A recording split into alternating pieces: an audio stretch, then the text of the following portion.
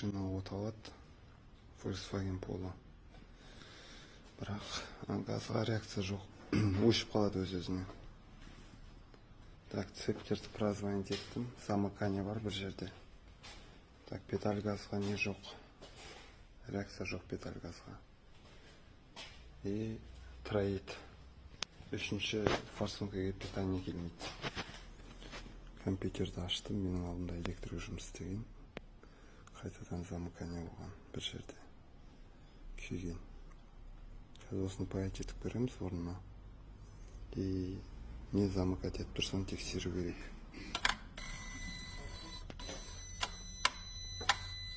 Енді от алдырамыз.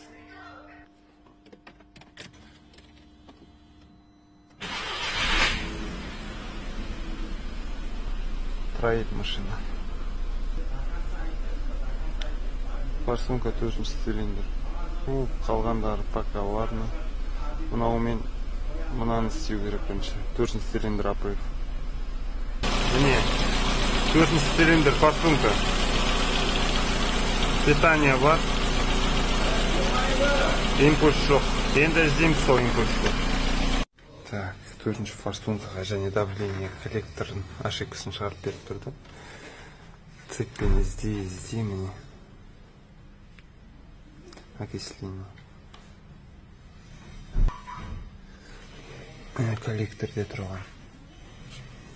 Мына форсунка, вот форсунка үзілген. Так, ол міне. Мынаны қазір паять етеміз, орнына салып сосын реакциясын қараймыз машинаның.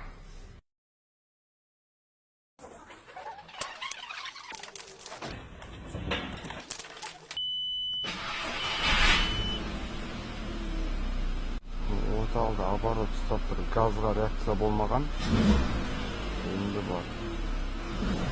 Плавналады, тек мынау ошибка тұр. Оны оқу керек енді.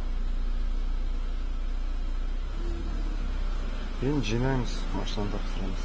Мынаны осылай паять еттім аккуратно. Замыкание бумажечный астына да үстіне де осындай бумажный изолента. Так, жаймен деп жинап жатырмын.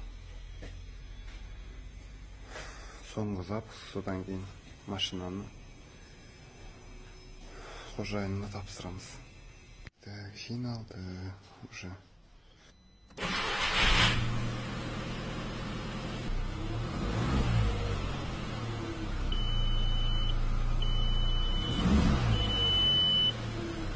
Болды, тапсырамыз енді.